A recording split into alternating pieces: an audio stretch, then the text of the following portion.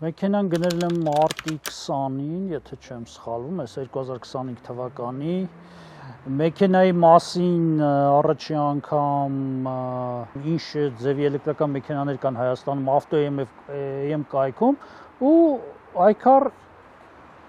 EQ3 որ տեսա իմ համար դու տեսքից տեսա, հետո մինչև անունը սովորեցի բան, սկսեցի obzor-ներ նայել YouTube-ով։ Իմ համար կոմպակտ Kipling sense հայավարի ասում է, շատ Kipling ավտո էր իմ համար, դուրս եկել էր ու որը տեսա Հայաստանում էլ կա, ուրախացել էի, զուտ գինն էր ոնց որ թե հարմար։ Ավանի Բավաջանյան փողոցով անցնելուց սալոնում տեսա Այքար EQ3-ից կա ուրախացա մեջ ասած, որը ժամանակ հետո մի քիչ էլի obzor-ներ բան նայելուց հետո իմ համար ամենակարևորը ճիշտ ասած էս էլեկտրական մեքենաների մեջ ինչքան կարող ես քշել էլի այդ հեռավորությունները իմ համար կարևոր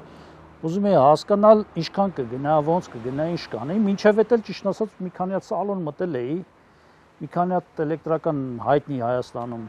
հարց ու փորձեր էի արել, բան, բայց ոչ մեկ պաշտոնական ներկայացուցիչ չէ։ Ասացին պաշտոնական ներկայացուցիչն ենք եւ մեր վարպետը այս պահին կոմանդիրովկայում է Չինաստանում ու մենք տեր ենք այս մեքենայի հետ ամեն ինչ կատարվածի հետ ու պաշտոնական ներկայացուցիչ ենք, պաշտոնական գարանտիա ենք տալիս։ Ճիշտ ասած, այդ ինձ շատ դուր եկավ։ Հիմա ունեմ այդ մեքենան, շատ գոհ եմ։ Երևանից հոկտեմբերյան գնալ գալուց